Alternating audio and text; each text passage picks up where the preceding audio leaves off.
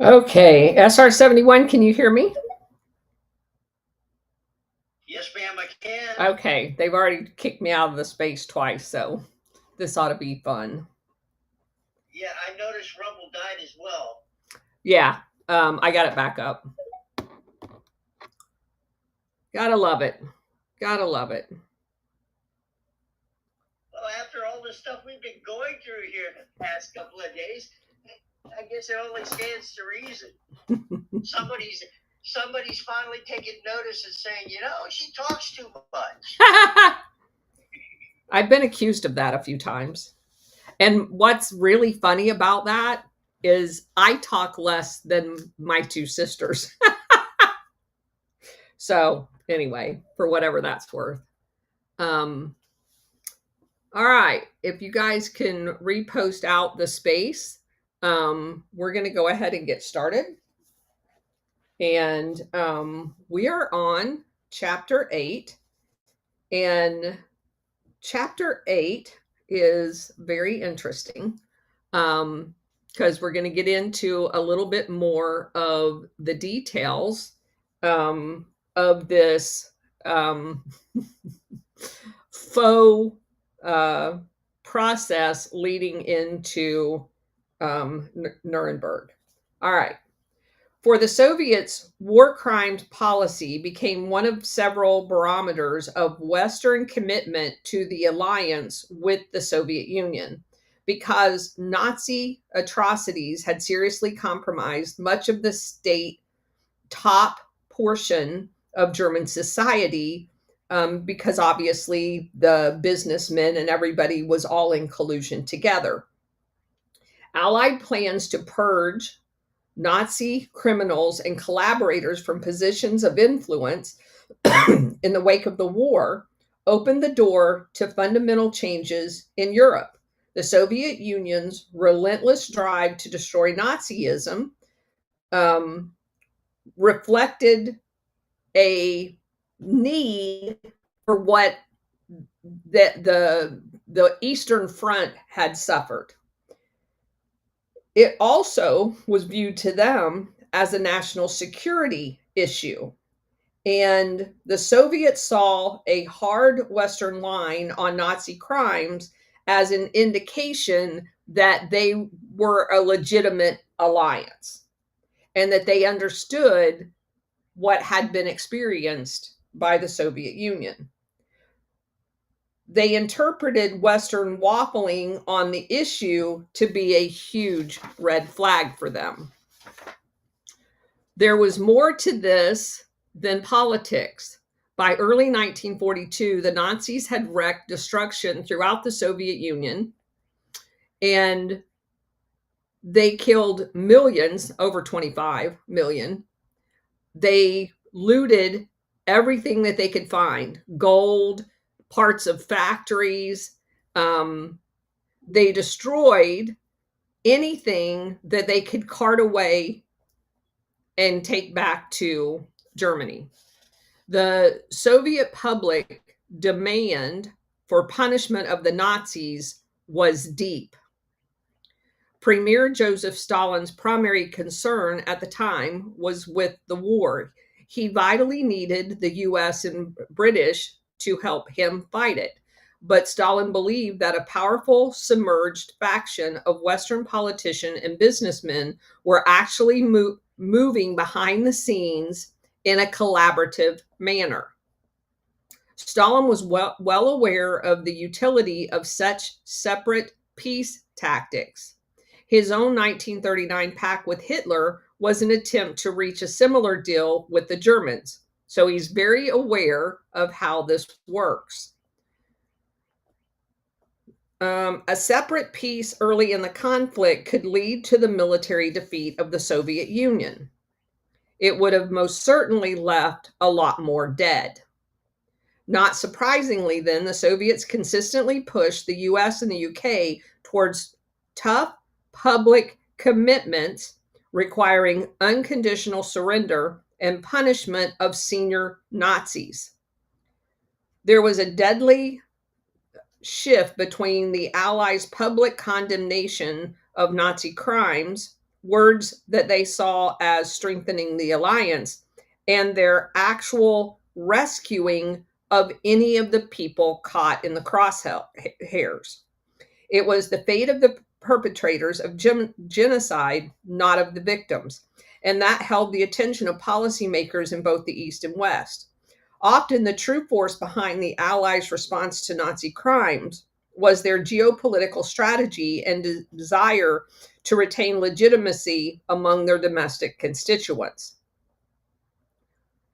Actual concern for the prisoners was much farther down their list.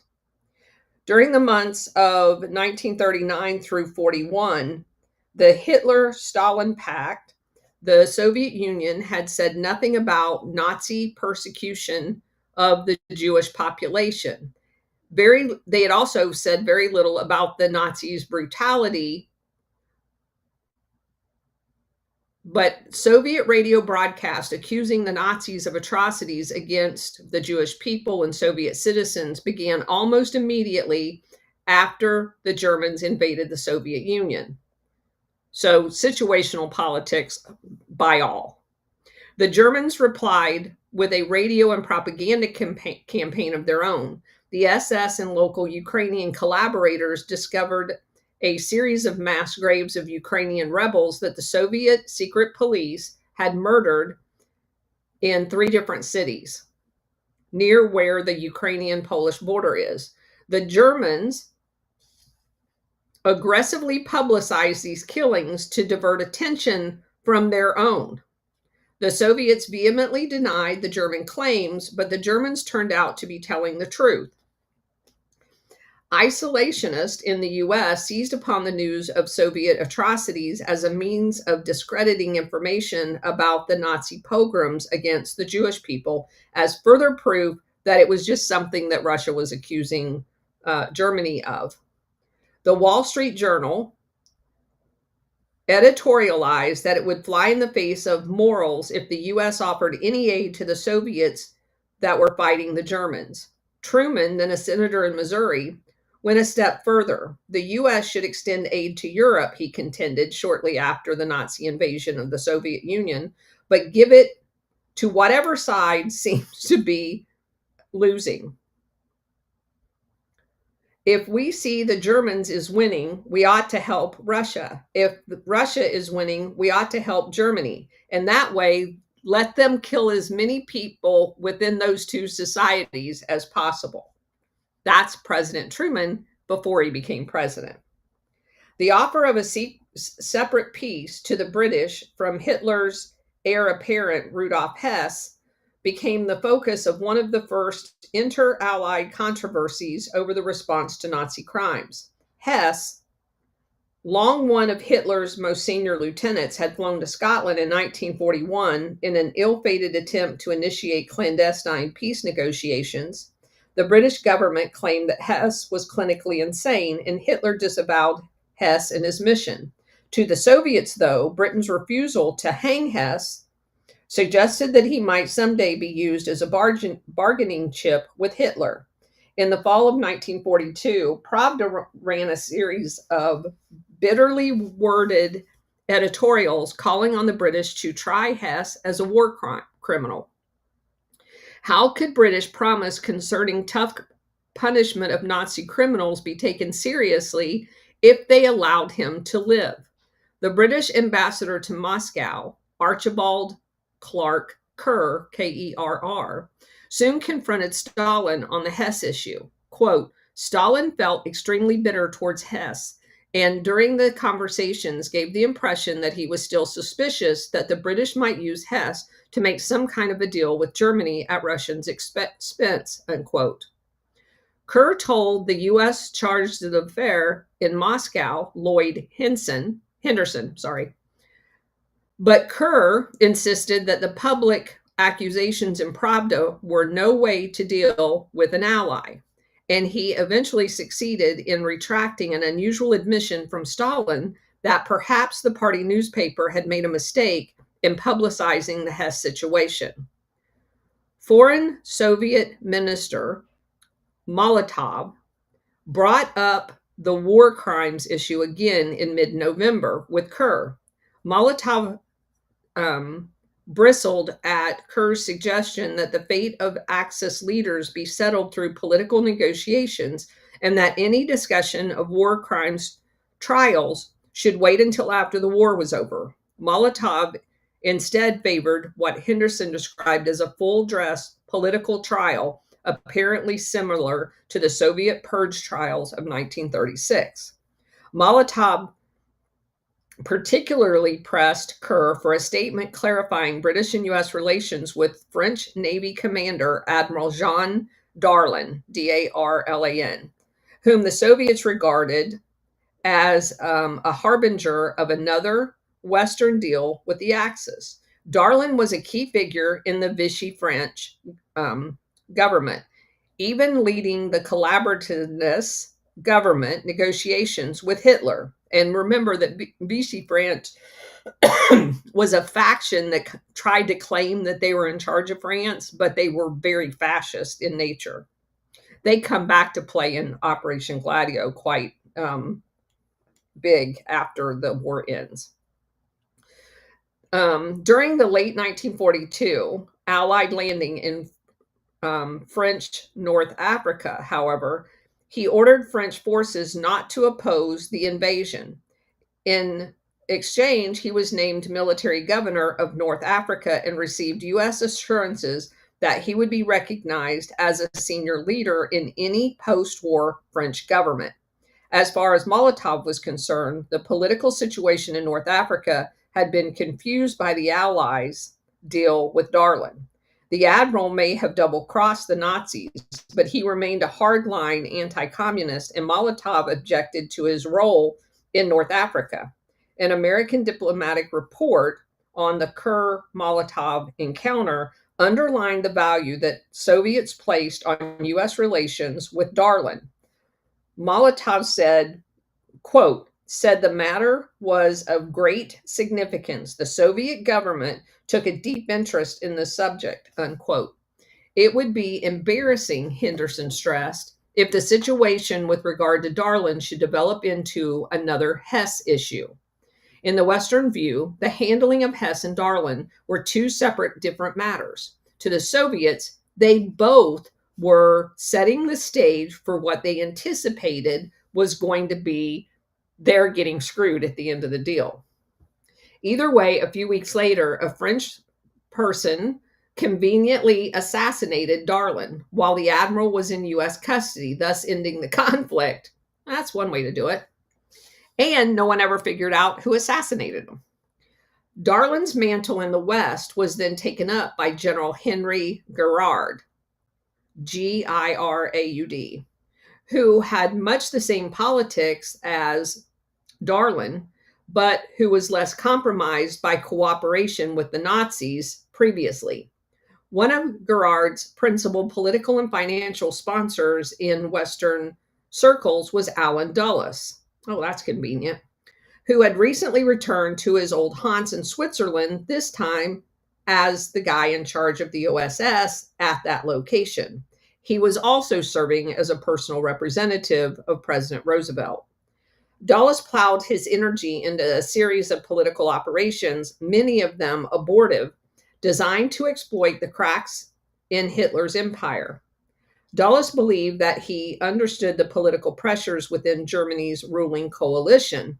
He rejected what he regarded as poorly informed anti-German stereotypes that indiscriminately lumped together Nazi ideologues with German bankers and industrialists, with the military leadership, and with old German aristocracy. Because, of course, Allen Dulles is there to represent the interest of the industrialists because they're all connected to the U.S. industrialists. So they're very, very different. Dulles continued that each of these groups had its own interests and that they were not necessarily the same as those of the Hitler's government. He believed that allies should have maximum use of these splits in their war against Germany. In time, Allen Dulles and his brother John Foster Dulles became two of the more influential advocates of separate peace tactics in elite US circles. The wartime hatred of Hitler and the political dynamics of the US system ensured that when a separate peace was publicly discussed at all, it would be stated in terms of support for Polish nationalists fighting both Hitler and Stalin, rather than a settlement with Germany itself. You know, more propaganda bullshit. Um, Assuming that Nazi Germany could be convinced to join solidarity against the Soviets and to step back from its announced intention of obliterating Poland and limit the right to the government to the German speaking territories it had already captured. Thus, John Foster Dulles, already a senior foreign policy expert for the Republican Party, publicly declared in the spring of 1943 that Poland was the place to draw the line against the Soviet Union, and that Soviet response to such measures was, quote, the test of the future relations with Russia throughout the world, unquote. Allen Dulles, meanwhile, opposed FDR's agreement to seek an unconditional surrender of Germany, calling it a propaganda disaster that made most clandestine negotiations to split the Axis impossible. Allen Dulles put himself forward as the U.S. contact in neutral Switzerland for disillusioned Axis officials interested in speaking confidentially to the West. Prior to Dulles' arrival in Switzerland, the U.S. and British intelligence had seen Germany almost exclusively as a target of espionage, not for political operations of the sort that Dulles was favoring. Let's see. Stalin's suspicion of all of these activities, in part, was the result of a notorious 1939 double cross in which the Germans had used a promise of secret contacts with ostensibly anti-Nazi underground to capture 2 British agents. Dulles was the first Allied intelligence officer who had the courage to extend his activities to political warfare, according to a former Gestapo officer who had established a secret liaison between Dulles and a small group of Germans. Everyone breathed easier. At last, a man had been found with whom it was possible to discuss a complex series of problems emerging from what the Germans referred to as Hitler's war. During the winter of 1942, the SS sent German socialite and businessman Max Egon Hohenlohe. His last name is spelled Hohenlohe, to meet Dulles in Bern and fill out the possibilities for a U.S.-German rapprochement. Dulles and von Hohenlohe had known one another for almost 20 years, and their reunion in Switzerland was congenial. Dulles went to considerable lengths to convince the SS that he favored a rapid settlement with Germany. He told his contact that he was fed up with listening all the time to outdated politicians, immigrants, and prejudiced Jewish people. That was according to a report that was found in the U.S. archives. Germany would inevitably become a factor of order and progress in Europe following a settlement of the present conflict, Dulles said, and should be permitted to keep Austria and several other territories that Hitler had already claimed. Dulles did not seem too attached to the Czechoslovakian question. The notes continued. He favored enlargement of Poland eastward into the Soviet Union and maintenance both of Romania and a strong Hungary as a buffer zone. He regarded a greater Germany federated on American lines and allied to a Danube confederation as the best guardian for reconstruction of Central and Eastern Europe. Dulles told the SS envoy that, quote, due to the inflamed state of public opinion in Anglo-Saxon countries, the US government would not accept Hitler as a post-war chief of state, but it might be willing to negotiate with a National Socialist Germany led by another powerful Nazi such as Himmler. In a second, unquote, in a second meeting, Dulles advised his contact that the SS should act more skillfully on the Jewish question. That's an actual quote. Act more skillfully on the Jewish question to avoid, quote, causing a big stir, unquote. There would be no war crimes trials for Nazis, obviously, with Himmler as head of state. So this is Dulles. And keep in mind, the State Department under John Foster Dulles isn't interested in having any type of a Nuremberg at all. They want each country to do their own, knowing that each country is not going to do anything. And he's suggesting that someone like Himmler be in charge of Germany to ensure that none of the Nazis actually are tried. The interesting question is whether Dulles' comments were in fact an initiative towards a separate peace or a psychological ploy designed to sow discord in the German camp by setting Himmler against Hitler. One bit of evidence that supports this is that Dulles was accompanied in his talks by Edmund Taylor, one of the OSS's most prominent anti-Soviet psychological warfare specialists. Taylor made aggressive pro-Nazi and anti-Semitism comments during the talks in an apparent bid to secure SS's cooperation. The most likely explanation for the contradiction surrounding this affair is that each side was attempting to deceive the other while at the same time leaving the door open for something. Both envoys sought approval from their superiors for what would otherwise be treasonous contacts with the enemy by describing them as covert operations designed to foster discord in the enemy camp. Meanwhile, however, each representative and perhaps both intelligence agencies had overriding agendas as well.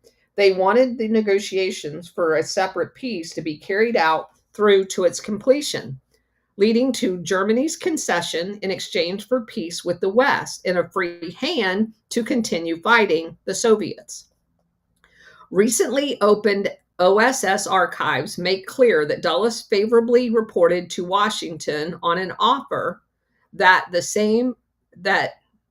the same time his contact was reporting to the SS that the initiative came from Dulles.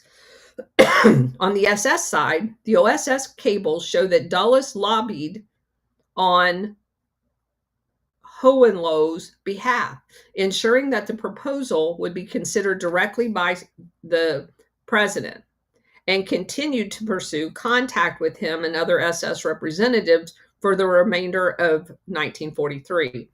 So his secret correspondence back to Washington makes it appear to be less than a psychological operation because there wouldn't be any need to document the covert operations that he was having without actually, communicating, because these were secured communications, that they were in fact part of the psychological operations. So there's two sides to that issue. While Dulles was not blind to the possibility of using the negotiations simply as a way of sowing dissension, all of the available telegrams indicate that he saw this as a realistic and desirable basis for a U.S. strategy in Europe. On the German side, captured SS records and memoirs of Walter Snellenberg, a Himmler protege and chief of the SS Foreign Intelligence Service, each indicated that the proposal was seriously considered by Himmler himself. Himmler was tempted by all accounts, but at the end failed to muster the courage to overthrow Hitler. Exactly what Stalin knew of Dulles' talks will remain unknown until we get into Soviet archives. It is now certain, however, that the Soviet Union had its own high-level spy networks inside of Germany, along with inside of Britain and French intelligence services, and had gained several access points into the US and Canadian intelligence circles.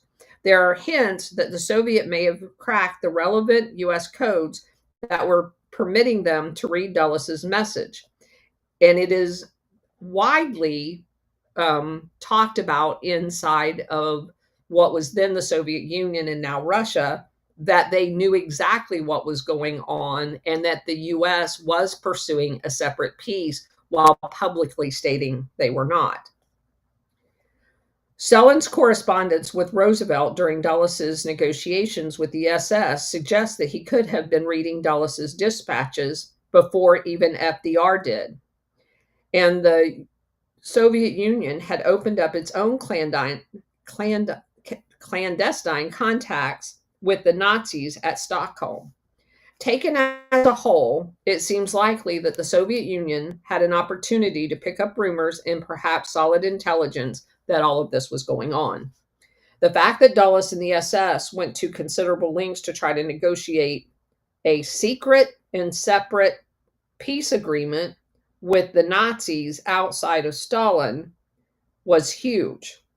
If all that Dulles and the OSS had desired was a psychological ploy to disrupt Nazi unity, then why not inform the Soviet Union that you are up to doing that?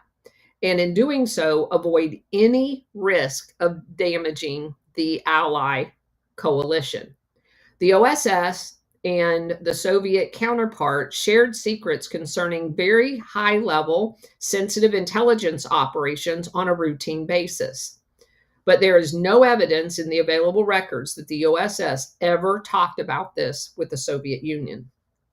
Meanwhile, publicly announced East-West agreements to punish Nazi criminals provided an important countercurrent to these separate peace intrigues in Bern and other European capitals.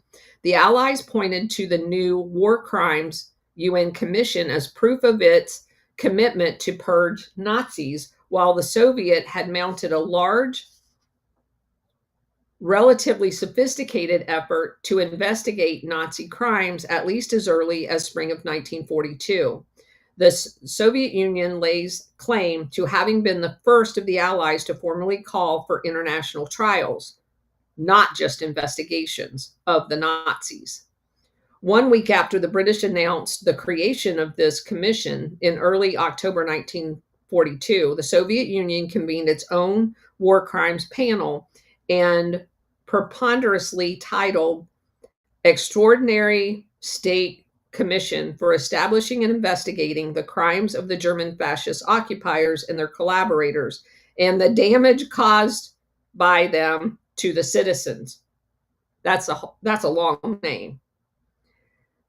So, there's no formal affiliation between the group that they created and the one that the Americans and British set up.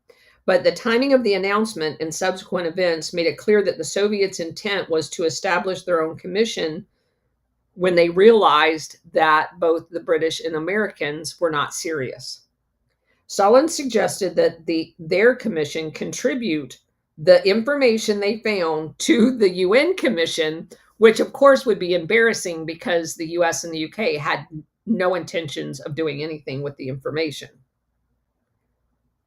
But there was a catch. The Soviets wanted an agreement with the Western Allies that the fate of the Nazi criminals would not be left to a political decision. Instead, Stalin insisted that the senior Nazis, such as Hess, should be tried in an international tribunal as soon as they were captured. The British would not agree.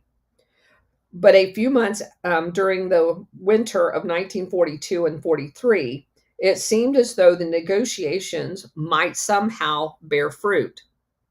Internal communication between the State Department legal advisor and Secretary Hall noted that the Soviet government has now agreed to the immediate establishment of a War Crimes Commission and the appointment of a representative. The U.S. should set about by picking its own representatives to the organization. Legal advisor Green Hackworth indicated, because a formal meeting of the commission would take place soon.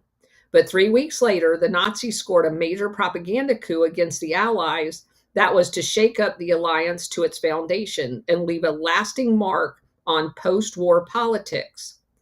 On April 13th, the German press reported that German army reconnaissance units had discovered a mass grave of thousands of slain Polish army officers at Katyn Forest, Catyn, near what had once been the Soviet Polish border. The Germans charged that during the 1939 division of Poland between Germany and the Soviet Union, there had been 15,000 Polish officers arrested. They held them in POW camps for 6 months, then systematically murdered them. The German announcement said that 10,000 Poles were buried there, though later reports indicated the number at dead were closer to 4,400, with about 10,000 more Polish prisoners still unaccounted for. Either way, it was a massacre. The early Soviet reply to the story claimed that the Polish officers had never been in Soviet hands at all, and that the graves discovered at the forest were relics of a monastery.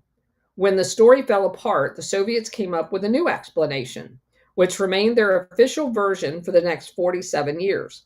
The Soviets conceded that the Polish officers had been arrested in 1939 and that the number of them in the internment prison camp, and that they had put them in the prison camp, but they were not murdered by the Soviets. Instead, the Nazis were said to have captured the Polish prisoners during the German invasion, a year after the Germans said that they had been killed.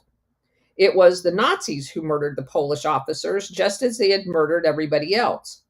The Germans concocted the hoax, as the Soviets called it, as a means of splitting the Allies. There were several problems with this story. Some of them were apparent at the time, and others were discovered later. First, there were documents found on the corpses. The Nazis displayed hundreds of the personal letters, diaries, the Soviet prison ID papers, newspapers, and other bits of material that they found on the bodies, all of which offered a testimony to the fact that the prisoners had been murdered in the late spring or early summer of 1940, a year before the German invasion. The method of execution also pointed to the Soviets. The prisoners' hands had been tied behind their back with a cord manufactured in the Soviet Union and then shot. The significance of this was brought home when the Germans discovered the corpses at the camp, these clearly dating from the mid-1930s when the camp was under the Soviets' control, where an identical method had been employed. Other forensic evidence was available. The Nazi propaganda minister Goebbels knew that a psychological weapon of unprecedented power had fallen into their hands, and he was determined to exploit it. Now, keep in mind, they're operating death camps. They're working people to death. But oh my God, everybody in this story is evil. Goebbels knew the Polish people had been bitterly fractionalized since the beginning of the war. The bulk of the Polish armed forces were loyal to basically a Nazi sympathizer, General Sikorski, who had established a British-funded Polish government in exile in London. But Sikorski's government was divided over which country was the greater threat, Germany or Russia, or the Soviet Union. More than a few Polish military officers considered the Soviets to be a greater danger to Poland, despite Germany's ongoing occupation of their country. This faction was rooted in military juntas that had ruled Poland for most of the history and didn't like the Bolshevikism that had taken hold in the Soviet Union. Meanwhile, at the opposite end was a smaller, well-organized group of Polish communists and left-wing nationalists who had found refuge in Moscow. Despite nominal support for Sikorski's London government, Most of the Moscow-based Poles had little affection for the general and described them as fascist. The discovery of this atrocity proved to be a breaking point. The London Poles at first refrained from denouncing their ally, the Soviet Union, but pushed hard for full scale Red Cross investigation of the remains. Then a previously unknown Moscow based group called the Union of Polish Patriots announced that Sikorsky had been compromised by fascists and his government no longer commanded the support of free Poles. On April 19th, gotta love that date, a front page editorial in Pravda denounced the London Poles as Hitler's Polish collaborators, laying responsibility for the slaughter at the feet of the Nazis. The editorial asserted that the Polish exile government request for a Red Cross investigation was a direct and obvious assistance to the Hitler provocateurs. The Soviet news agency TASS went further. The fact that both the Germans and the London Poles had requested a Red Cross investigation was grounds to surmise that they were colluding together. These events rapidly affected Allied war crime policy. The Soviets now placed a new condition on their participation in any of them. They wanted more seats on the commission governing the committee to offset what they perceive as British and Polish domination of the organization, in part owing to the fears that the UN Commission would become a sounding board for anti Soviet publicity, perhaps focusing on these to the exclusion of the Nazi, what they viewed as war crimes. The British had allocated seats on the commission to each of the British Commonwealth countries involved: Canada, Australia, India, and even South Africa, thus attaining a clear majority.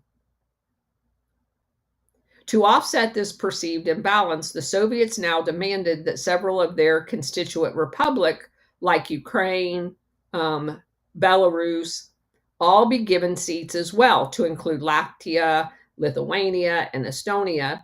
They should all be given seats. It was a sophisticated political maneuver and a good example of how Allied response to Nazi war crimes was often held hostage to politics.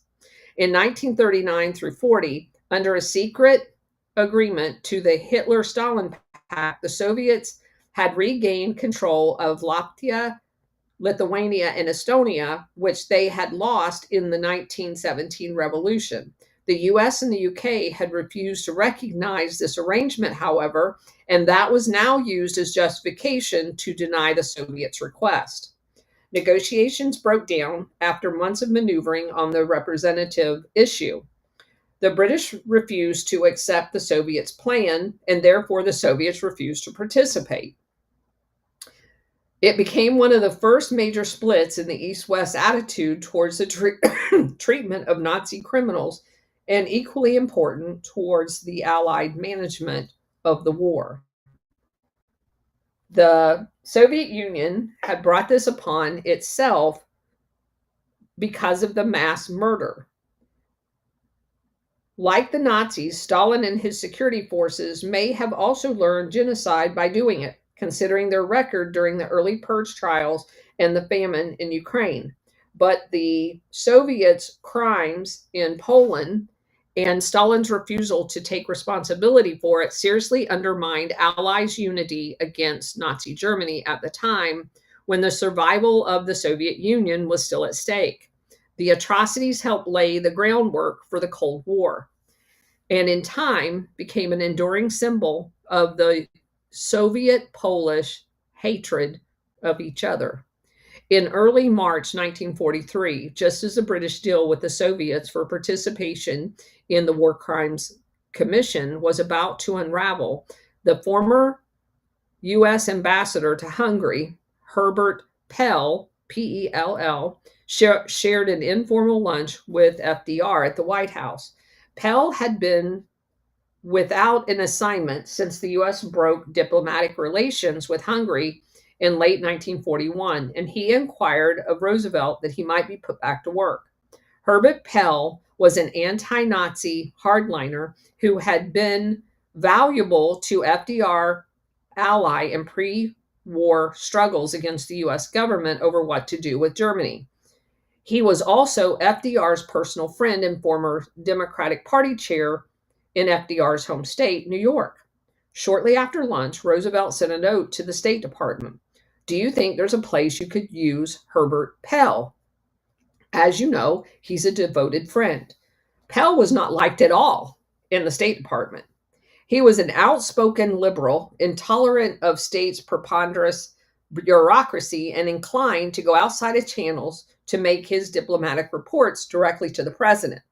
When the president had inquired previously on behalf of him, he was told absolutely not. There's no place in all of the State Department for your friend Pell.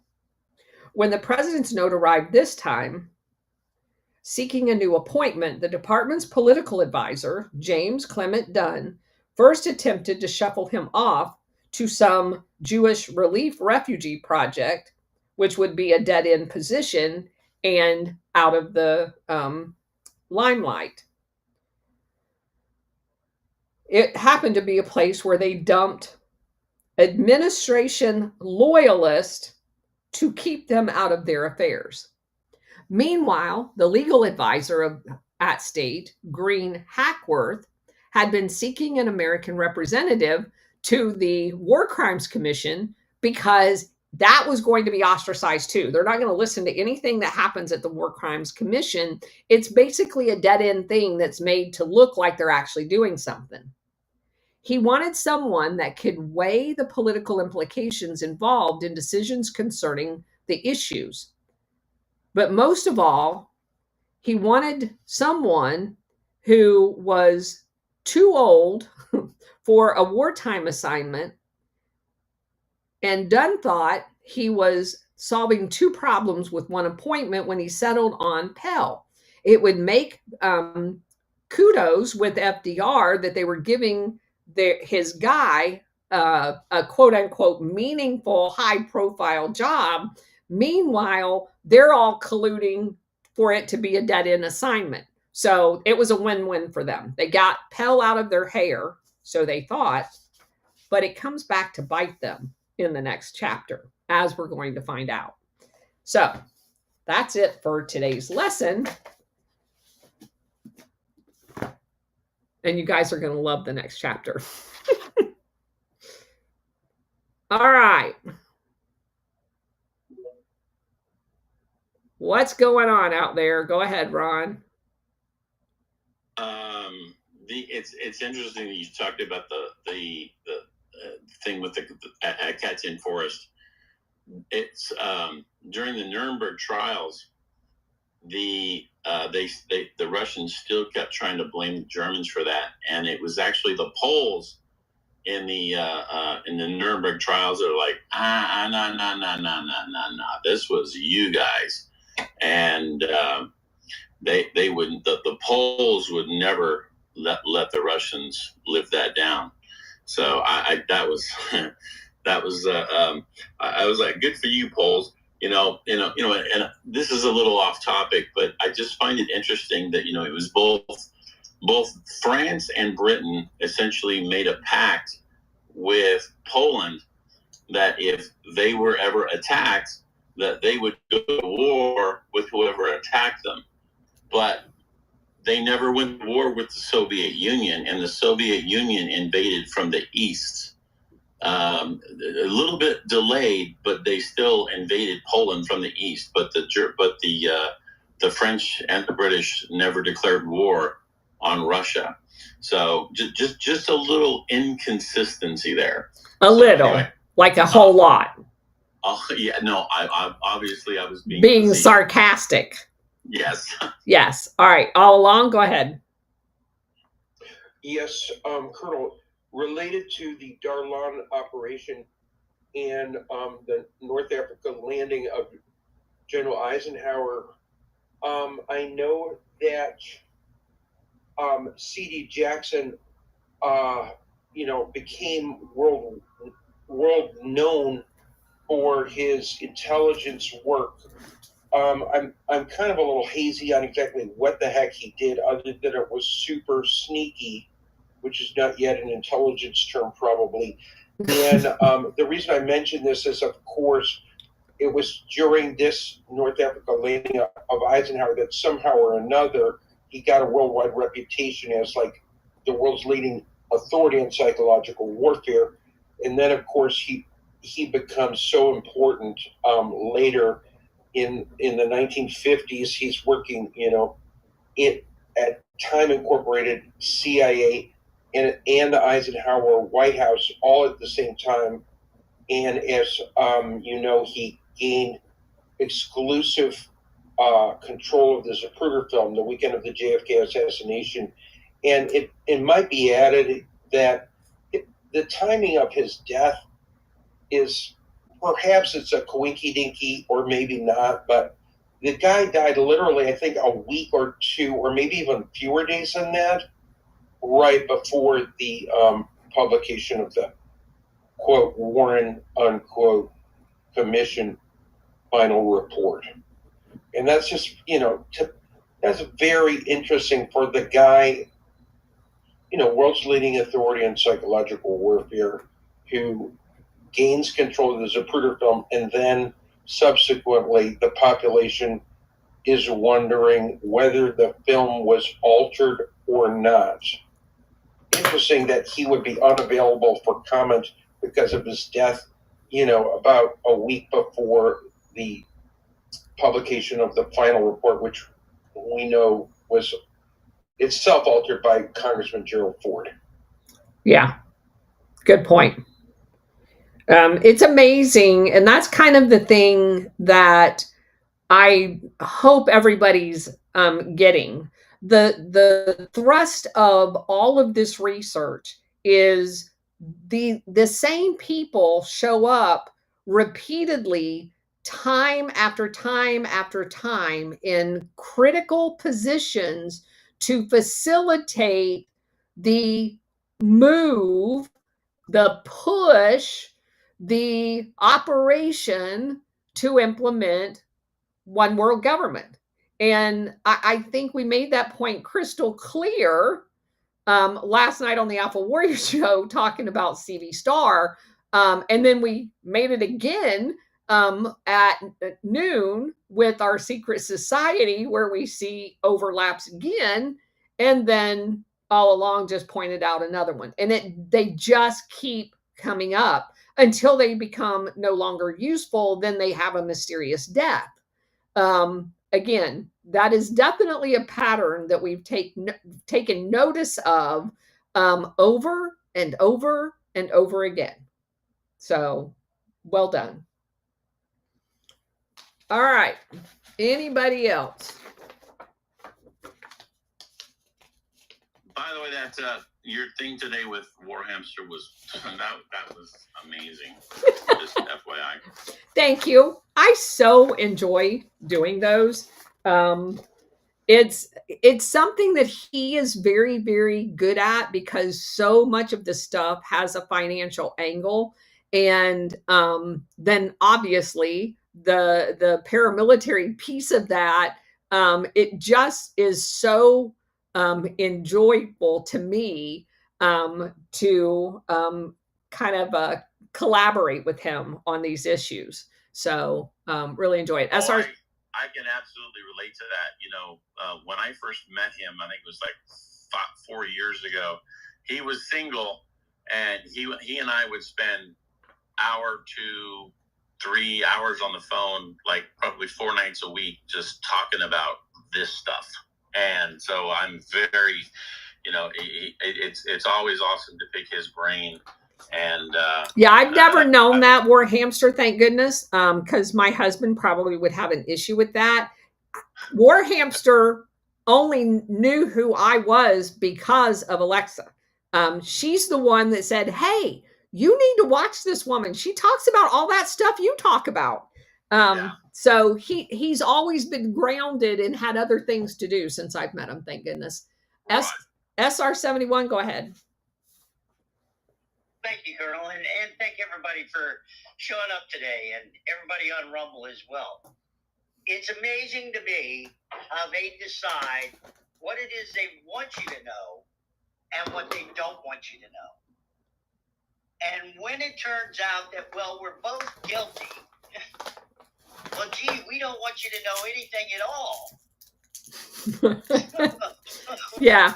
You know, and it is interesting how they blow up not out of proportion. They blow up an atrocity of their enemy while they are equally guilty of atrocities that may be even bigger than their enemy, but they capture the psychological operations. And that's the reason why, as consumers of the information, why I wanted to do this book, because I want you to understand that the entire time that this was going on, the American people were the victims of the psychological operation.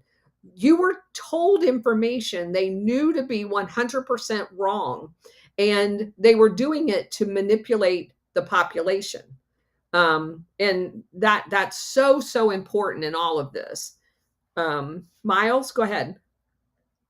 I was on the road today, but I listened to the show. Guys, you might want to go back and listen to the show. It was really good. The thing that kept cracking me up, and you, is all these people are interconnected, and the conflict of interest that, well, what are they being involved in this? They control everything, you know, on the financial stuff. It just, well, we already know that these people are all interconnected, and it's still going on right now. It is. They were allowed to breed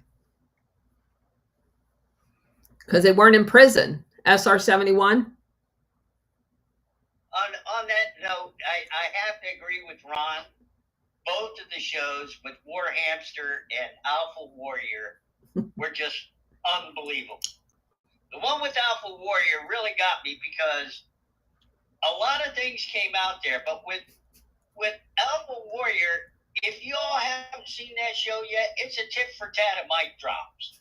Every time you turned around, the colonel would drop the mic, and here comes Alpha, another mic drop. Yep. So, yeah, he is so fun to do a show with.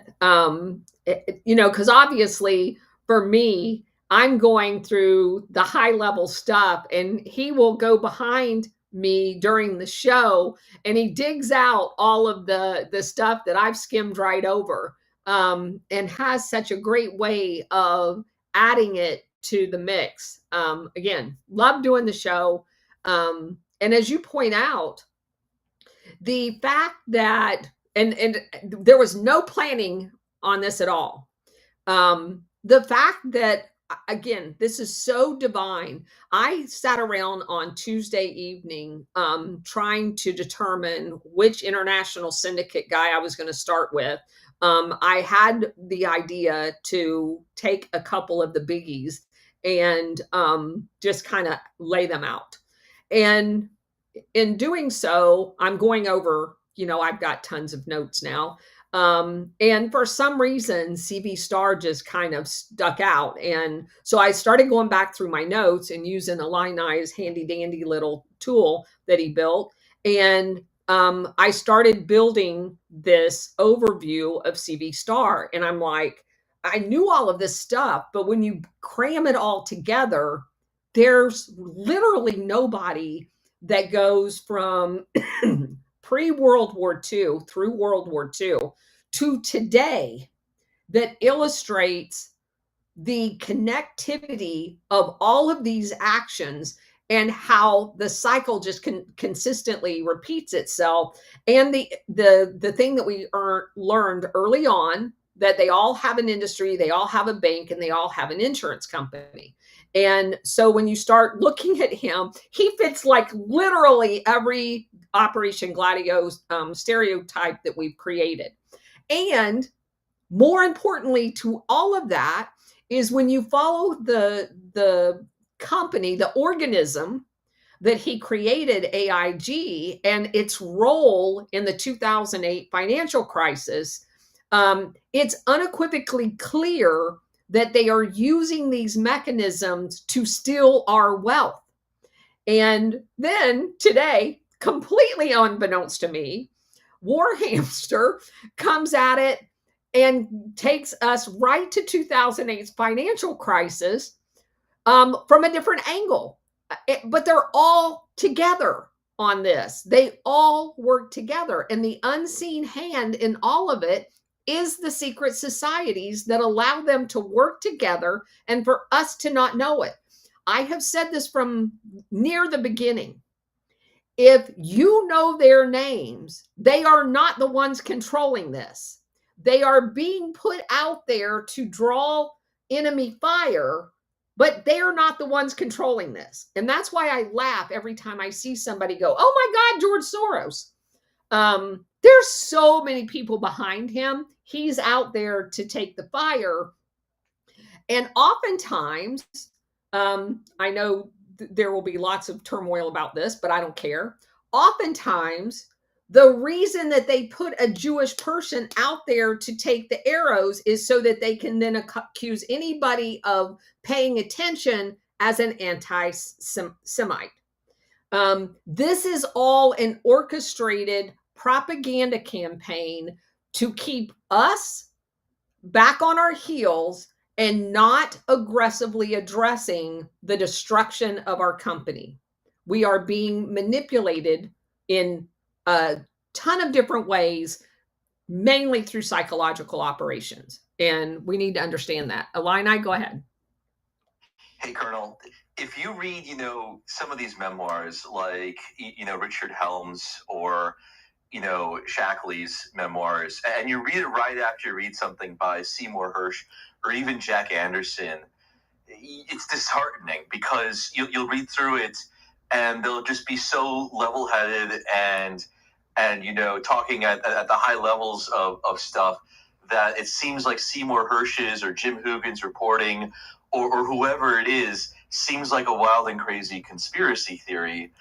And I think for a lot of us, understanding that ability to go from what we're pretty sure really happened, at least according to a lot of the investigative journalists, to the front that they put on is really hard, I think, for a lot of us to fathom, because it isn't just that, like, we're not morally capable of it. It's that we don't think that we would be capable of selling that kind of a lie at all. Like even if we wanted to, it would be impossible. Right. How do you understand that? I guess it's kind of a deep and complicated question I've thrown at you, but what do you think is really going on there? Well, I think they learned long ago that the bigger the sin on their part, the least likely it is that it'll be believed because it's so outrageous, right? That is part of, they can do the biggest atrocity in the world, and anybody that reports the fact that they were behind the biggest atrocity, it's beyond the imagination of the American people in the way we see the world, to believe that anybody is that evil. So they can do evil, and the more evil, the better, because the less likelihood most people will believe that someone actually did that. And then they employ an entire array of hundreds and hundreds of media trained propagandists to convince us that it's a conspiracy theory. It is so crazy to think that someone would fly airplanes into buildings of their own government and kill over 3,000 people. That's too outlandish. It's too crazy. And anybody that thinks their government would do something like that are conspiracy theorists. They're just literally lunatics. Except when you read Operation Northwood, it's one of the options. They put it in writing. But if you dare talk about it, you're the crazy one. No, you wrote about it. So that's what I think is going on. The crazier their atrocities, the easier it is that they can write them off as conspiracy theorists, even when people like Seymour Horst or anybody in investigative reporting reports on the actual truth, no kidding truth. It sounds crazy, and they then jump on the person that did the crazy thing, which is the truth, and convince Americans, our fellow Americans, that guy's crazy. And anybody that believes him is crazy too, because that's just too outlandish. And never once do they hearken back to the smoking gun of Operation Northwood, where they wrote down the fact that that was an option to do. Or if it gets thrown in front of them, they'll say, oh, that was just crazy. And, it actually defeated the intent of our foreign policy in the first place. That's another trick that they'll play, yes. Like after they got caught yes. on the Chilean false flag kidnapping. Yes. But I guess, like, looking at this and just seeing the huge disparity between, like, what's been held out to the public versus what the investigative journalists are saying, I think it's actually some empirical evidence for, I think it's 2 Corinthians 4:4 that talks about how the God of this age has blinded the minds of the unbeliever. And Paul obviously is not he's not pointing up, he's pointing down. Yeah. With it. But apparently it's possible. Yeah. Very possible. We've watched it happen multiple times in our lifetime. Miles, go ahead. Yeah, one of my favorite moments of today's show is when Warhamster went, oh, by the way, that was Xi Jinping's alma mater. Yeah. I went, what? Yeah.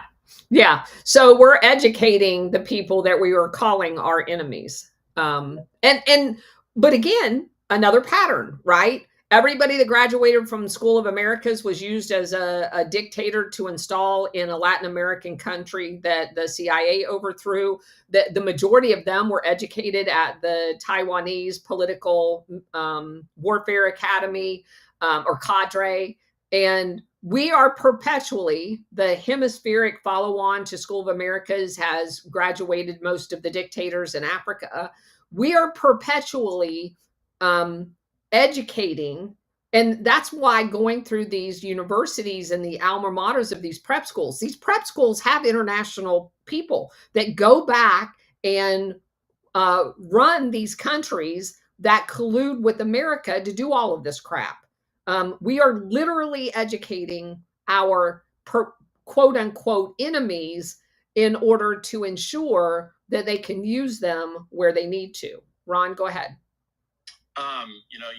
What you were talking about in terms of questioning things, it makes me think of, well, there's a saying out there that says the bigger the lie, the more people will believe it. Yes. When you dig deep into it, in Mein Kampf, Hitler actually said that Jewish leaders and Marxists are using the big lie tactic. And the specific quote is, in the big lie, there is always a certain force of credibility. People will believe a big lie sooner than a small one. Yes. And then, ironically, Goebbels, the Nazi propaganda chief, had flipped this accusation onto others, claiming that it was the British, the ones that were using the big lie technique. And, just from a psychological perspective, logically speaking, a lie that is so outrageous and it seems so big and too bold to be fabricated, it just is assumed to be true. And so, and what that does is that plays on cognitive dissonance and just the availability of people to think critically. People are totally less likely to question something so big. It's just like 9/11. How many times did I remember when I woke up to 9/11 in 2004 and I would say something, I would be persecuted mercilessly. And now it's almost one of those things where it's just an accepted fact, right? by the majority of Americans. So anyway, just thought that was relevant to what you were saying. Yep. That's our 71 go. Thank you, Colonel. I can't say enough about the two shows between Alpha Warrior and War Hamster. These two shows are intrinsically tied together, and you should watch them in that order, because the education that we were just talking about, War Hamster comes along and says, guess what? We set up a school out there in China for the people. We actually send them to school for this stuff there in China. So, Meanwhile, focus on the Confucius centers here in America, so you don't look at what we're doing over in China. Look here, not there. All along.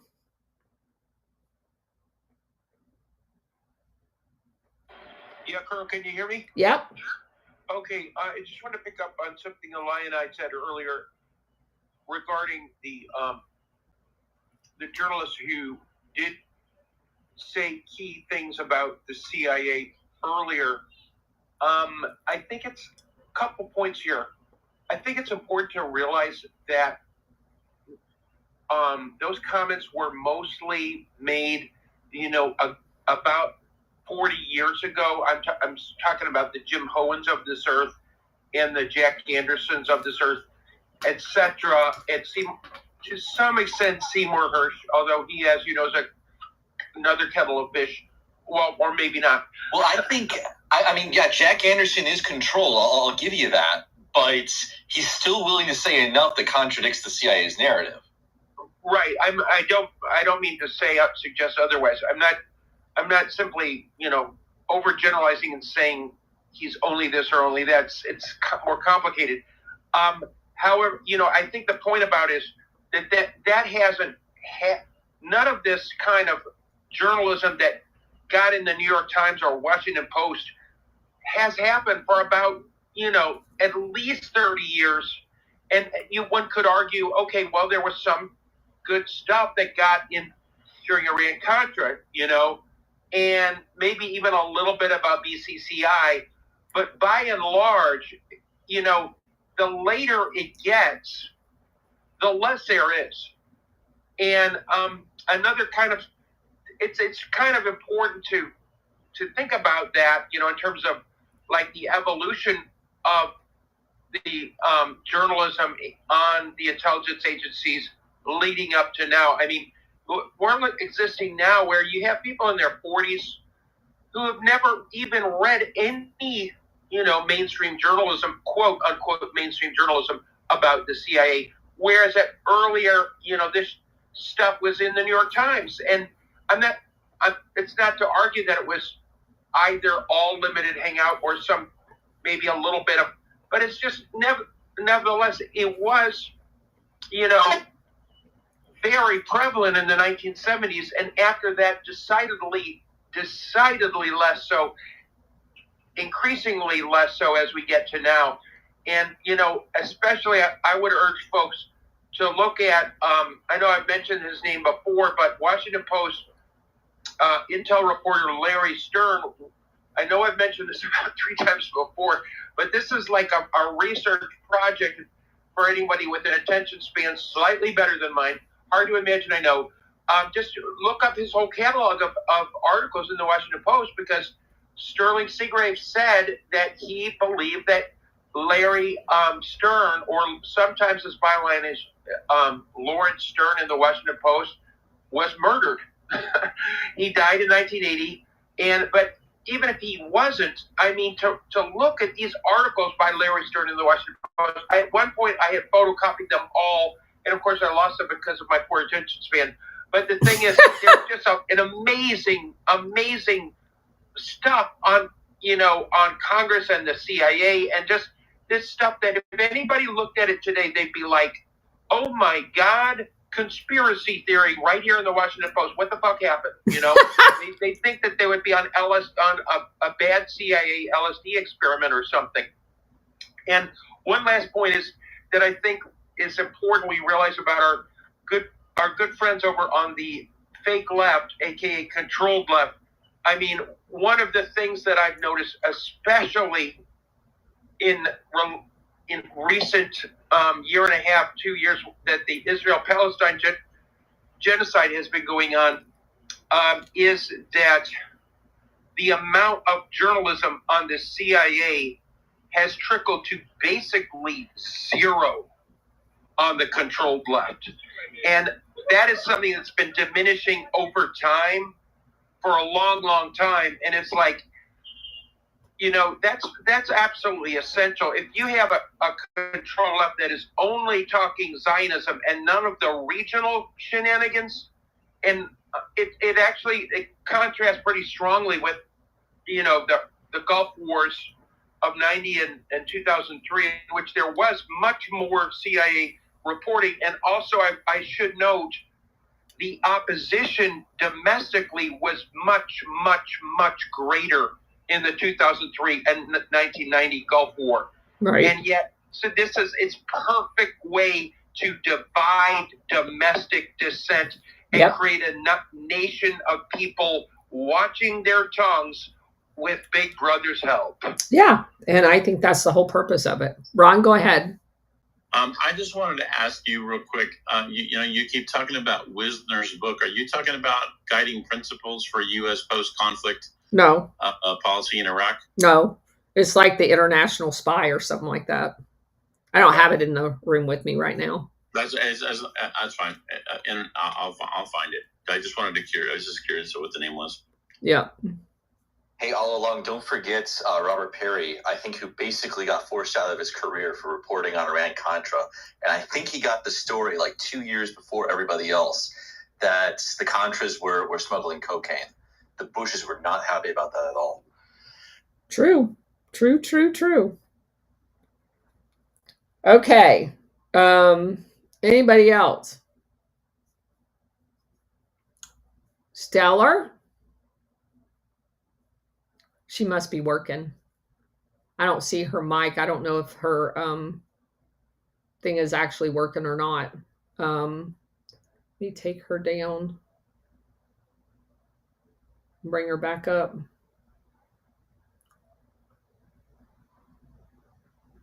See if we can get her mic working back.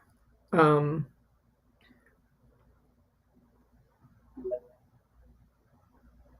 still don't see her mic come on. I don't know. Oh, there she goes. I'm here. Okay, there you go. All right. How are you doing, Stellar? I'm doing good. Just watching this, the stories that have been from the past. Some are same characters, families, whatever. It's the same story. It's like literally rinse and repeat every decade or anything. I mean, it's just insane. It really is. It's just truly insane. It's mind-boggling. It is. And let me just close out the show today with this comment, because it kind of sums up what Illini, Ron, and all along we're talking about. When you go into depth on some of these revelations, that there's so much of the information that got out that someone had to report on it, or you truly get an investigative reporter and they find something they weren't supposed to and report on it, so that there's some revelation that happens in whatever form it happens. Leaked documents, someone doing their job, whatever.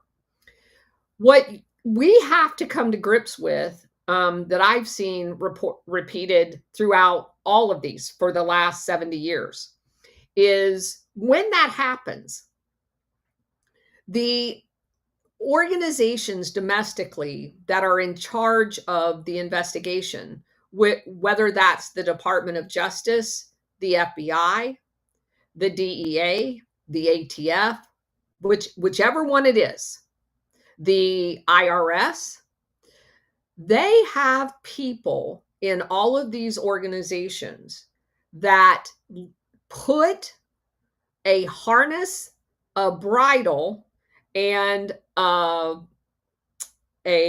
muzzle on the investigation at every level. And Alf and I talked about this a couple of different times, where he was doing drug bust in Southern California. And as you trace the network, you reach the point where you are told to get out. You can have anybody below, you can't go any further. So in every case, they limit the amount that they're willing to give up. And these organizations that they set up to do all of this are created for that way. There's expendables at the bottom and there's untouchables at the top. And they know exactly where that line's going to be drawn. So the DOJ limits the scope, the FBI limits the investigation, the DEA limits the hierarchy, the ATF limits the hierarchy. The charges are then appropriate to whatever level, but they're never going for the RICO level in ever investigation. In the past, that's the way all of these, and BCCI was probably the most apparent because of the documents that have come out since on exactly what they knew at the time they were doing the investigation and exactly how they limited the scope of the investigation to this one little cell in this one little town called Tampa and focus strictly on the money laundering aspect of it. And everybody that was involved in it at the local level, the federal attorney, the some in the FBI office, obviously not the leadership, was flabbergasted at, hey, there's much more to this. Hey, there's much more. No, there's just this. And so then they can say after the fact, and of course, right after that is when BCCI collapsed because they can't use it anymore because it had already been implicated.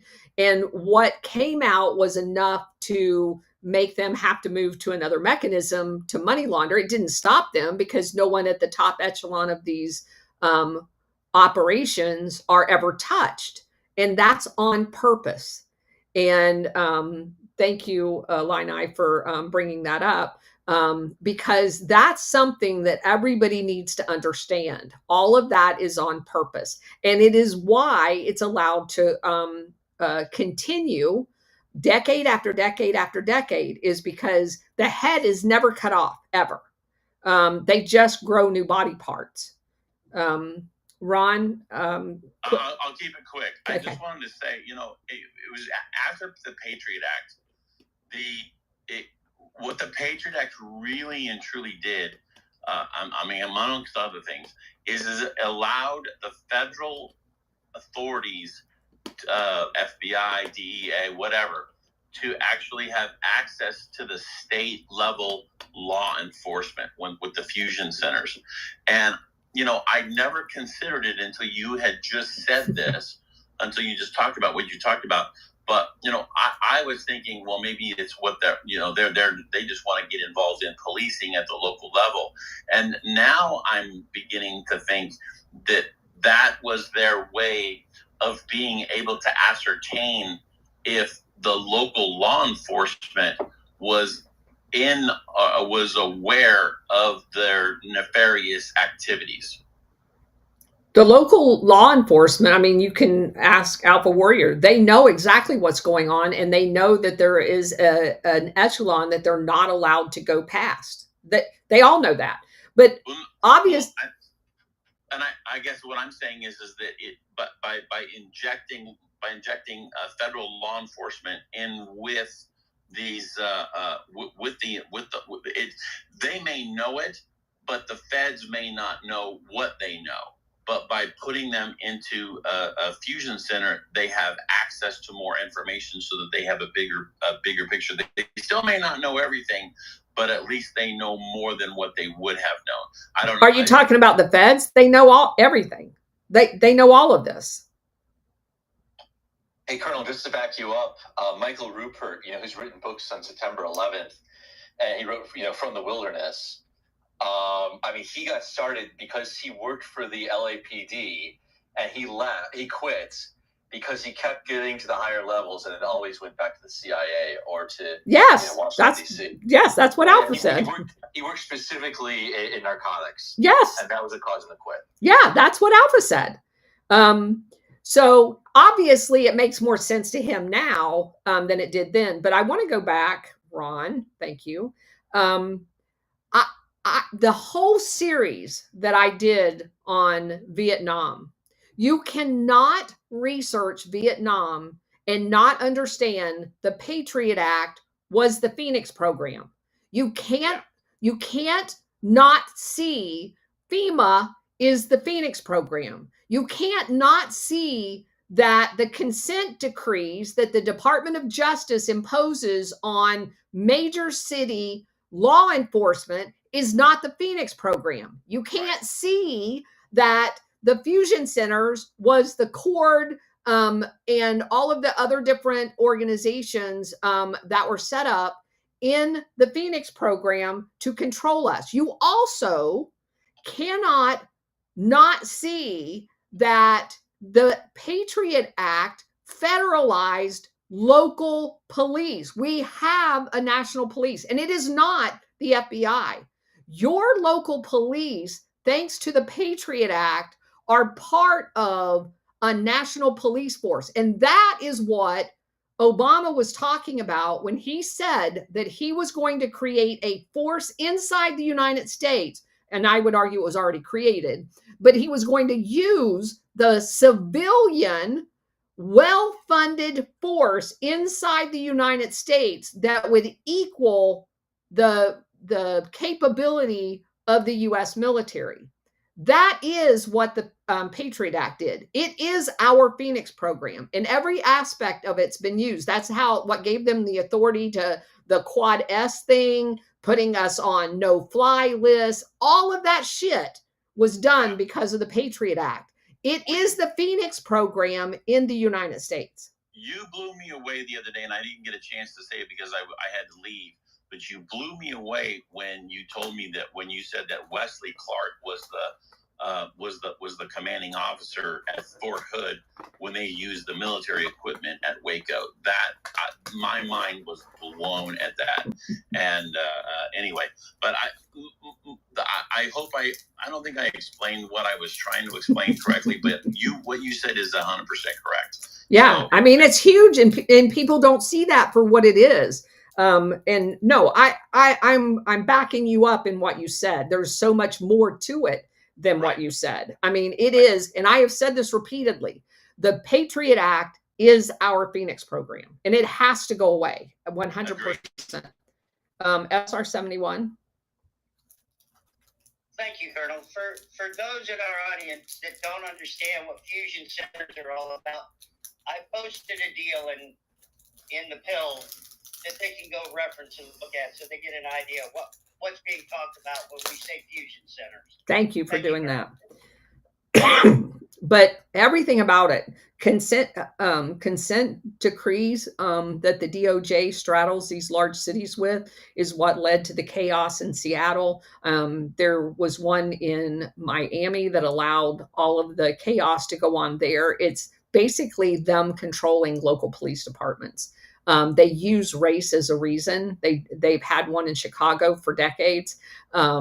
And it has nothing to do with race. It is a way for them to get their fingers into the ability to, and that's exactly what happened in Dallas. There were so many federal fingers in the Dallas police force when they decided that Dallas was going to be one of the several places that they were going to pick out to try to assassinate JFK. Their fingers into the local level has to be chopped off. That's just all there is to it. Okay, so that's it for today. We will start with chapter 9 tomorrow on Friday, and tune in tomorrow morning at 11 for a show I am sure you guys are going to enjoy, because we've got War Hamster Brady and Ghost of Base Patrick Henry, both of whom I love. And we're going to chit chat about the goings on right now, current ops overseas at some of the most hottest hotspots. So you definitely, I don't normally do current events. I did agree to do this, and I'm really looking forward to it. So take care, everybody. See you tomorrow. And they still suck.